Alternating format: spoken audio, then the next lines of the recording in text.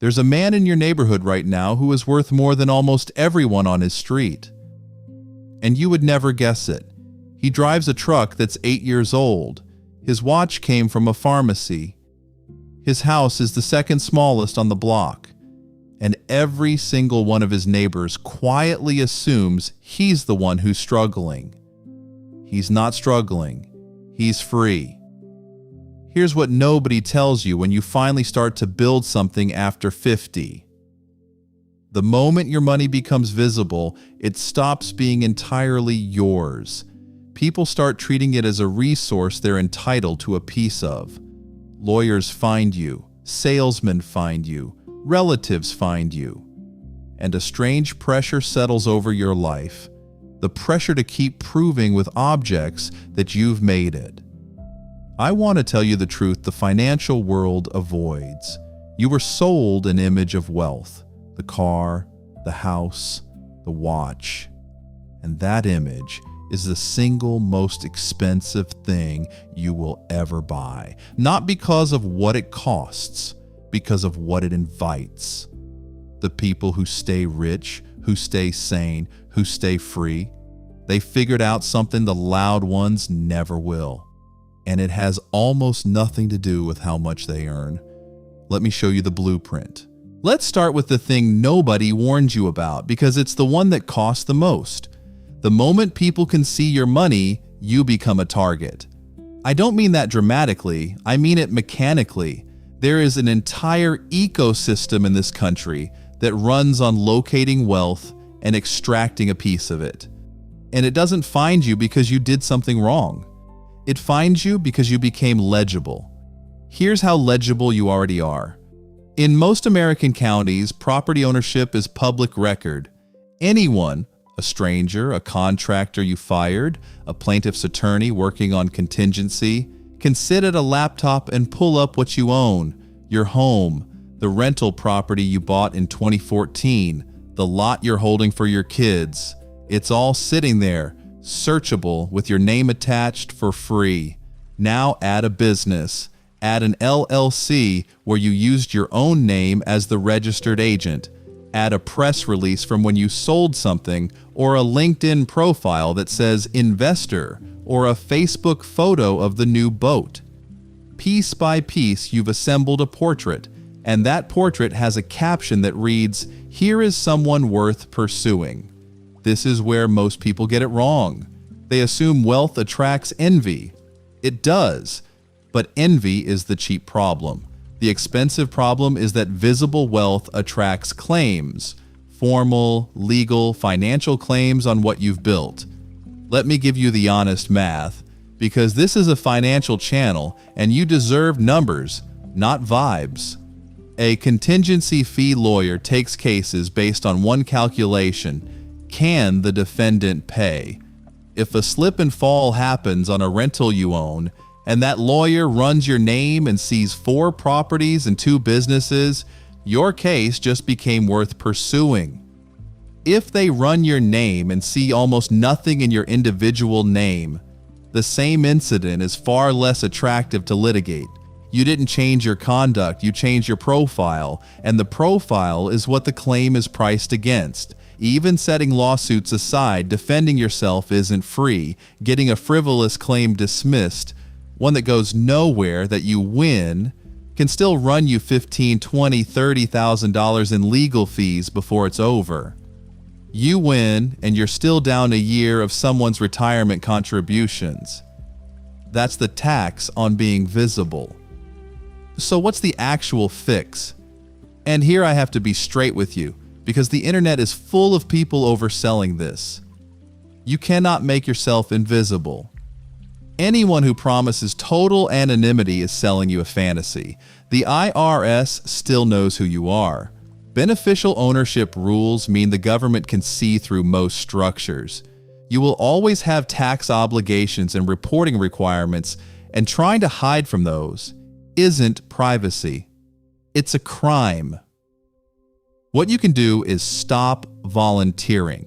You can hold property through properly formed LLCs or a trust set up with a real attorney who knows your state's rules. Because privacy law in Texas is not privacy law in California, you can keep your name off the easy, casual, free public search that a snoop or an opportunist runs first. You're not hiding from the law. You're closing the front door so the casual passerby stops looking in the window. Think of it like this. Most predators are lazy. They go for the visible target, the easy claim, the obvious money. By simply not being the loudest, most legible person in the search results, you fall out of the top of the list. You're still you. You still own everything you own. You've just stopped advertising it to people whose only interest in you is what you have. And here's the part that should reframe how you see every flashy person you've ever met. The watch, the car, the public title of investor, those aren't proof of wealth. They're beacons. Each one is a small flag planted in public, saying, "Come find me." The quiet man in the 8-year-old truck didn't take a vow of poverty. He just took his flag down. Privacy isn't paranoia. At this stage of your life, privacy is a financial strategy, one of the few that costs almost nothing and protects almost everything. Now let's talk about the cost that doesn't come from a lawyer or a stranger. It comes from your own street, and it's quieter, slower, and over a lifetime, it's bigger. It's the cost of keeping up. Imagine a couple, call them David and Susan, both 54. They did everything right, paid off most of the house, raised 2 kids, finally have real money flowing in during their peak earning years. And then they make one decision that feels like a reward and is actually a trap. They move into a nicer neighborhood, not a reckless one, we earned this one. Bigger house, better street, neighbors who are surgeons and business owners.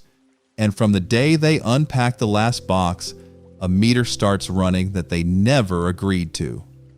The neighbor's car is new, so the old one in their driveway suddenly looks tired. The house 3 doors down redid the kitchen, so theirs feels dated. Everyone's kids are in travel sports and private tutoring and 2-week trips to Europe. None of it is announced. All of it is visible, and visibility is the entire mechanism. This is where most people get it wrong. They think this pressure is about vanity, about being shallow. It isn't. It's a wiring problem. Human beings don't measure their wealth in absolute dollars.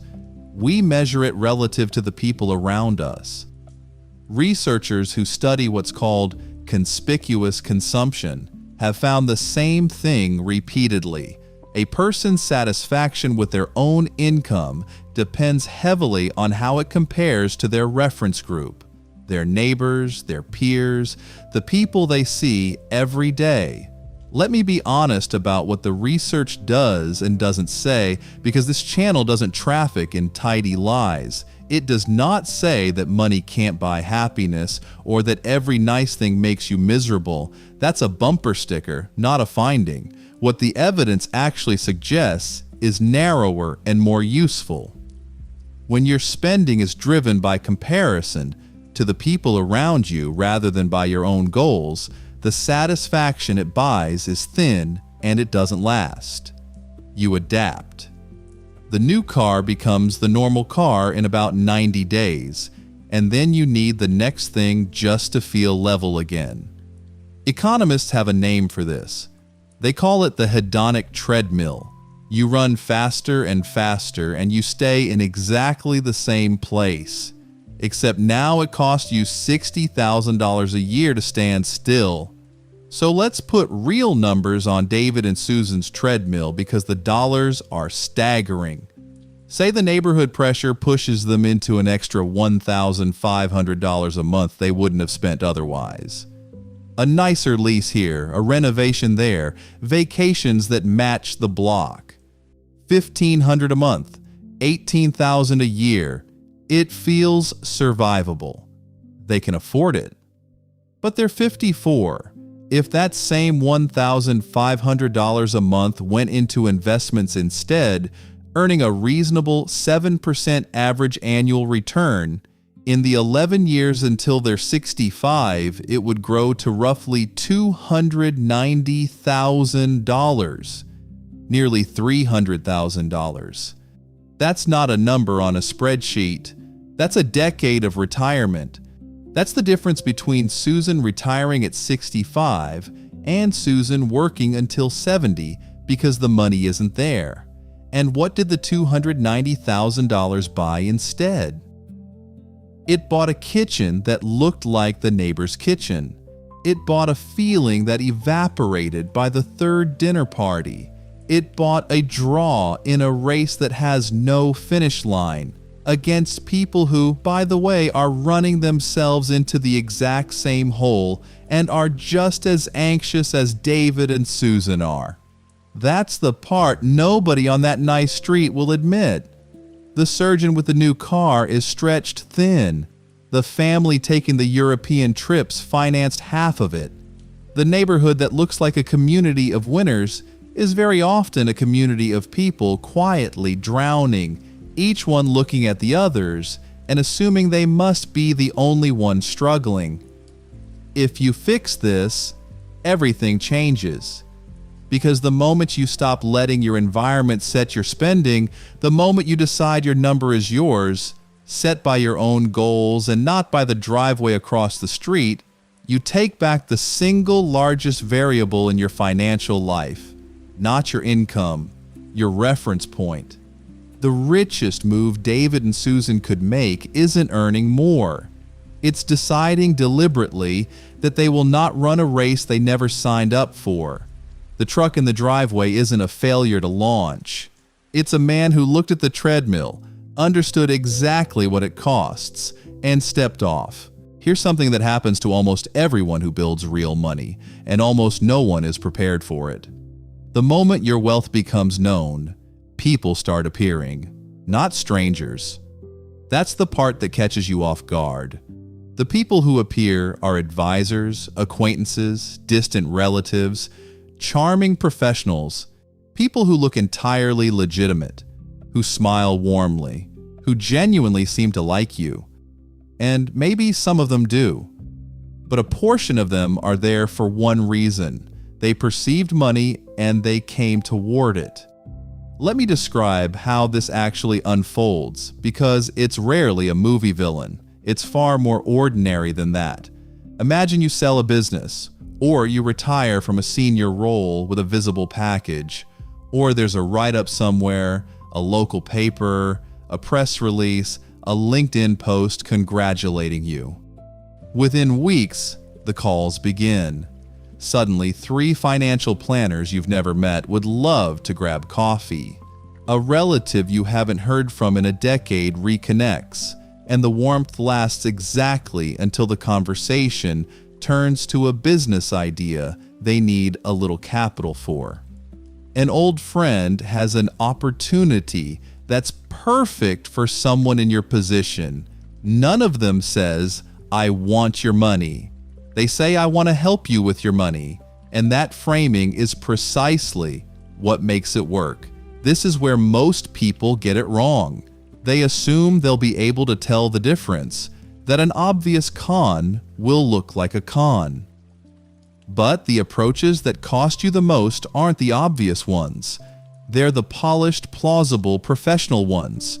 The man who introduces himself as an angel investor at every dinner party and wonders why he's exhausted by pitches. He did that to himself. He planted the flag.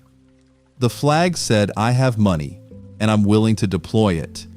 And then he's surprised that everyone with a pitch deck found him. You wave the flag, you attract the crowd. Every single time. Now, let me be fair, because honesty is the whole point of this channel. Not everyone who manages money is a predator. There are excellent fee-only fiduciary advisors who are worth every dollar. People legally bound to act in your interest, paid a flat fee rather than a commission on what they sell you. The problem isn't advisors. The problem is that visible money attracts a volume of approaches so high that you lose the ability to tell the good ones from the opportunists. You're not evaluating one planner carefully. You're fending off 20, and your judgment drowns in the noise. So here's the honest math on a single bad approach. Say one of these charming professionals talks you into a product paying them a 5% commission, an annuity, a loaded fund, something dressed up as tailored just for you. On a $400,000 rollover, that's $20,000, leaving your retirement and entering theirs. On day one, often buried where you'll never see it on a statement. You didn't get robbed. You got befriended. And the befriending was the strategy. The defense isn't to become cold or suspicious of everyone. That's a miserable way to live, and it punishes the good people too. The defense is the same principle running underneath this entire video. Don't broadcast. Keep your name off the easy public records as we covered. Don't announce the windfall. Don't introduce yourself by your net worth or your title. When you do need real help, you go find the fiduciary, quietly, on your terms, instead of waiting for 20 of them to find you. Because here's the asymmetry that should stay with you. The opportunist needs to know you have money. That knowledge is the entire fuel of the approach. Take away the knowledge. Stay quiet, stay private, stay unremarkable on the surface. And most of them never start the conversation in the first place. You don't have to win the argument with the salesman. You just have to never be on his list. The quiet man in the truck doesn't get pitched at dinner parties. Not because he's clever in the moment, because nobody at the party has any idea there's anything to pitch. His privacy isn't rudeness, it's a moat. And a moat doesn't work by fighting off attackers one by one. It works by making sure most of them never bother to approach the wall at all. You don't need more money, you need a better plan for protecting the money you've already got, starting with who even knows it exists. Now we come to the cost that's hardest to talk about because it doesn't show up on any statement. It shows up at the dinner table. It shows up in the way an old friend goes quiet when the check arrives. It's the cost wealth extracts from your relationships. And it's the one people regret most.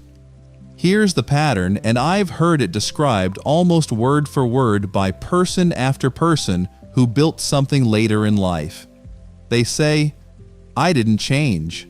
Everyone around me changed. What they mean is this: you're the same person you always were, same humor, same loyalty, same values. But the moment people learn or assume that you have money, a quiet renegotiation begins in how they relate to you. Some feel they're being judged by you, even when you've said nothing. Some feel small. Some feel a flash of resentment they're ashamed of and can't quite name. And the friendship that used to be effortless now carries a faint static it never had before. Let me make it concrete. Imagine you and a friend you've known for 30 years go out to dinner. You glance at the wine list and without a second thought, you're fine with a $200 bottle. To you it's nothing, a Tuesday. But across the table, your friend is doing math. That bottle is his car payment. And in that moment, something shifts that neither of you chose. He feels the gap. You become, just slightly, one of those people. Not because you bragged. Not because you did anything wrong. Simply because the wealth was visible. And visible wealth puts distance between people who used to stand on level ground. This is where most people get it wrong. They think the solution is to either hide everything in shame or to stop apologizing and let people deal with it. Both are mistakes. The first is dishonest. The second is needlessly cruel to people you love. The real move is something more grown up, and it has a name. Relational intelligence. It's the understanding that you don't owe anyone a performance of wealth, and you don't owe anyone a performance of struggle either. You simply calibrate the signal to the room.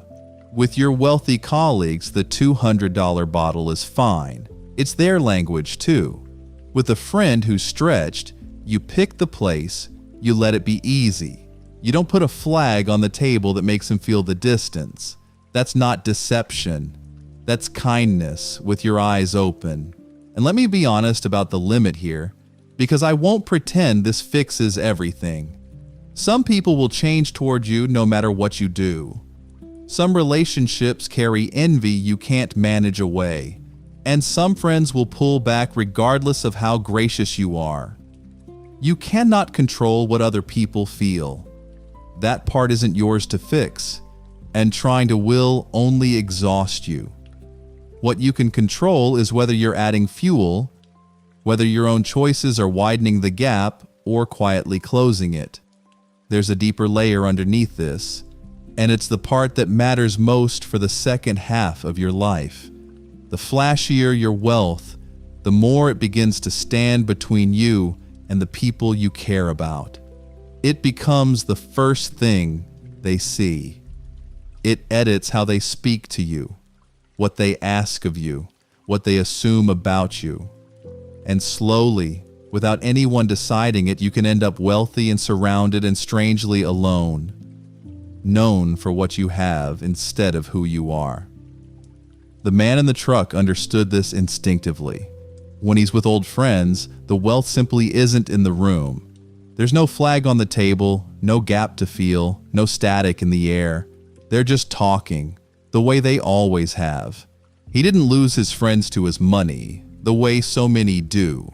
He protected his friendships from his money by never letting the money become the loudest thing about him. That's the trade the loud ones never see.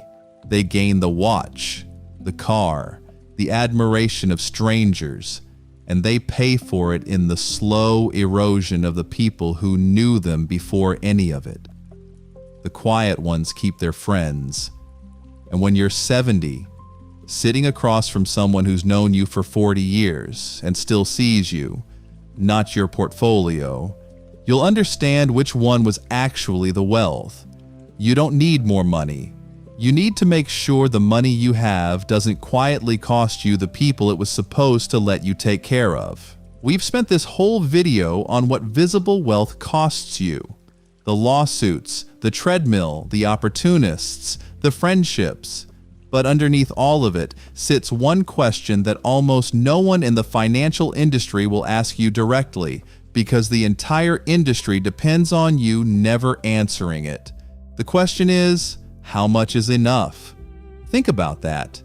Every ad, every commercial, every glossy brochure is built to make sure that question never gets answered.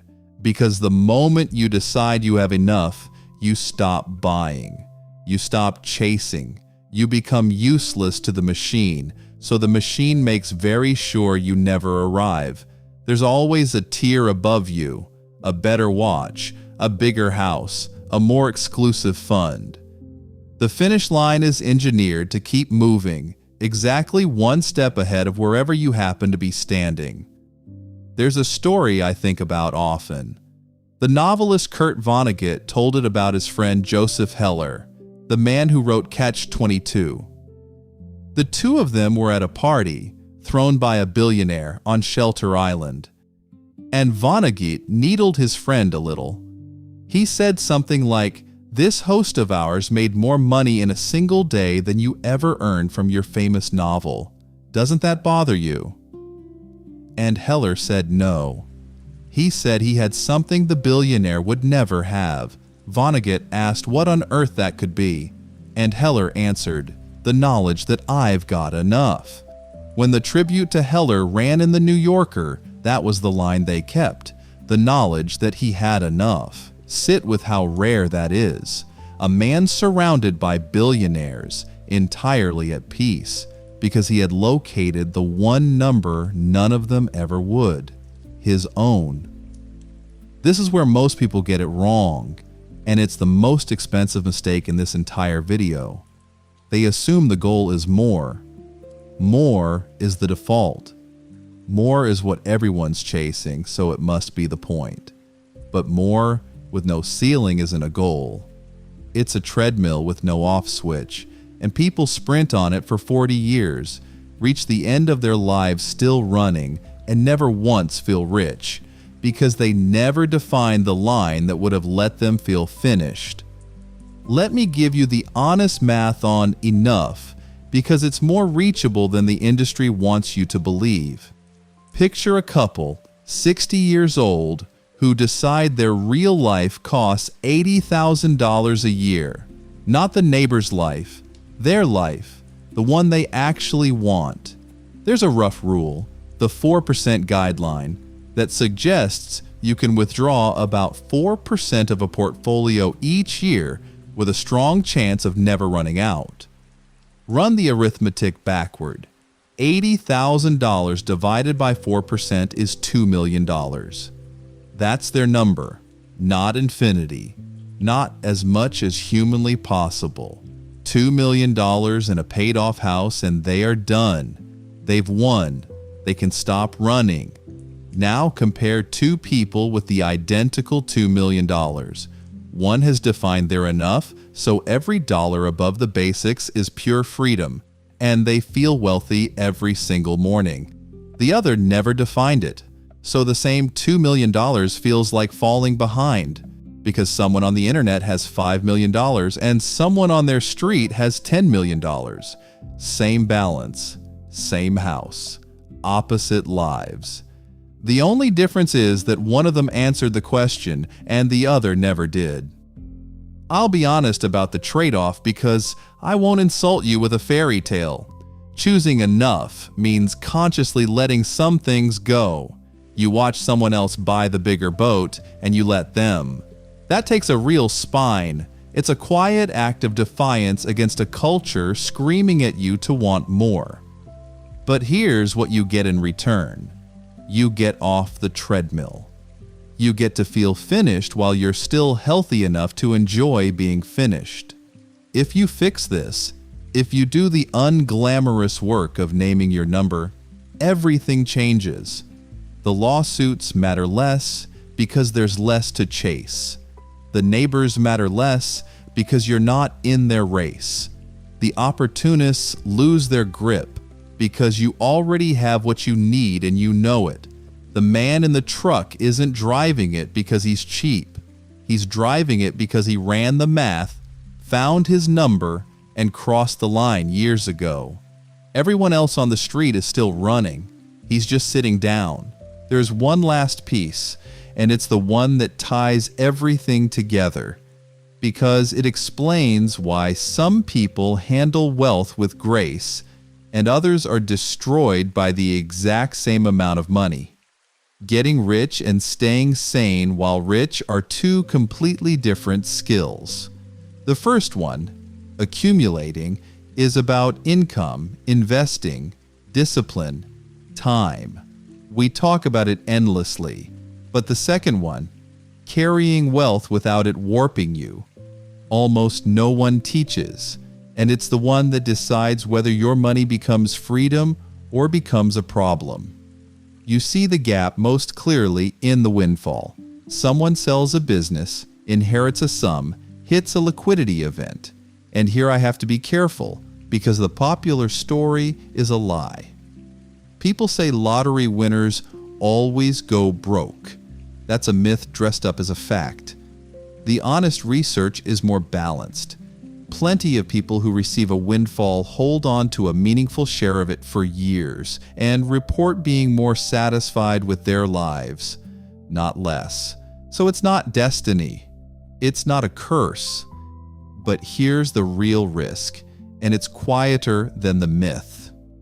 When a large sum arrives suddenly, without the years of discipline that normally come with building it, the person often hasn't developed the second skill yet. They have the money, but not the muscle for carrying it. And so they reach for the script the culture handed them. The one that says, this is what rich people do. The car, the house, the flag. They start performing wealth before they've learned to simply hold it. The person who built their money over 30 years tends to handle it better. Not because they're wiser by nature, but because the building was the training. Each year of discipline taught them to carry a little more. By the time the money is large, the muscle is large too. If you're enjoying the honesty here, the version of this conversation the financial industry would rather you never hear, subscribe right now. This channel exists to tell adults the truth about money, and a real number of people behind a screen is what keeps it alive and keeps these videos getting made. Now let me give you the final piece of the blueprint, because all 6 points in this video reduce to one practical principle. I call it calibrated invisibility. It's the discipline of separating two things the world insists on confusing: how wealthy you are and how wealthy you appear. Most people lock those together. They believe being wealthy means looking wealthy, that the appearance is the proof. Calibrated invisibility breaks them apart on purpose. You build the wealth as high as you can. You keep the appearance deliberately low. And in the space between those two lines lies everything we've talked about: protection from claims, freedom from the treadmill, distance from opportunists, the friendships you get to keep, and the peace of a man who knows his number. It runs on 3 quiet questions, asked before any visible financial move. First, does this purchase serve me, or is it a flag? A reliable car serves you. A car chosen so the neighbors notice is a flag, and flags get found. Second, who learns about my money from this, and do I want them to? The press release, the boast, the title of investor, each one adds a name to a list you didn't choose. Third, am I spending toward my number or away from it?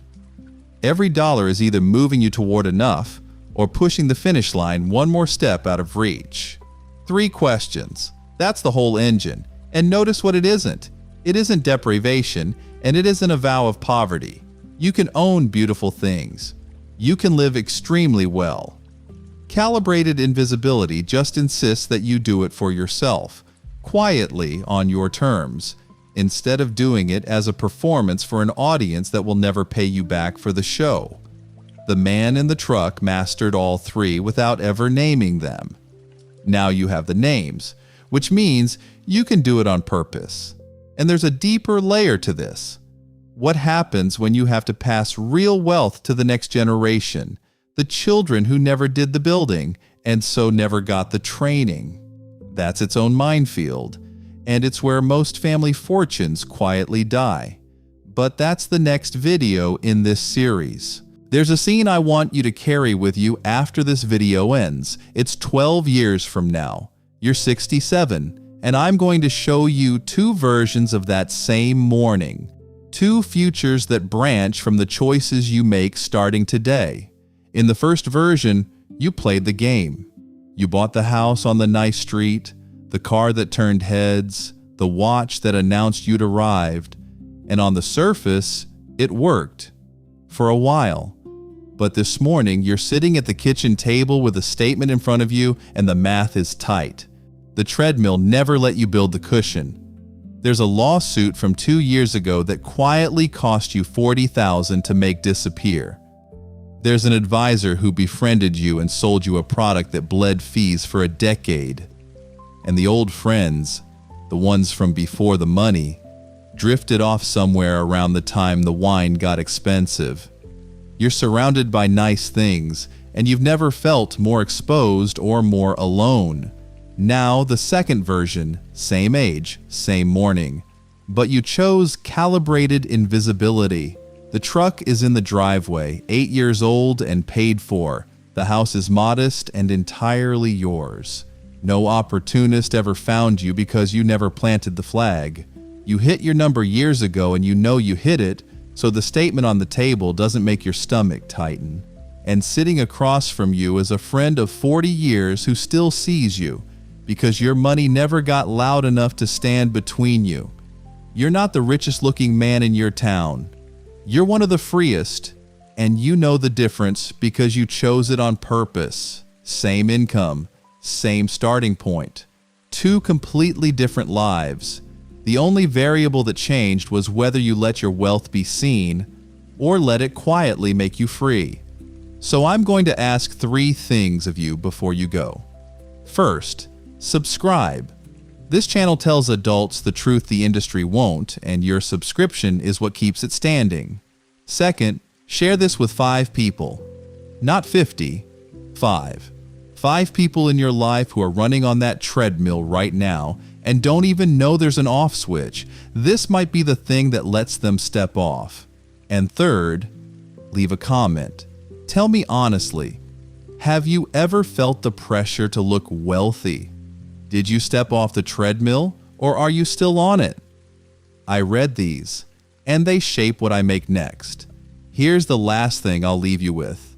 The loudest money in the room is almost never the most secure. Real wealth doesn't need an audience.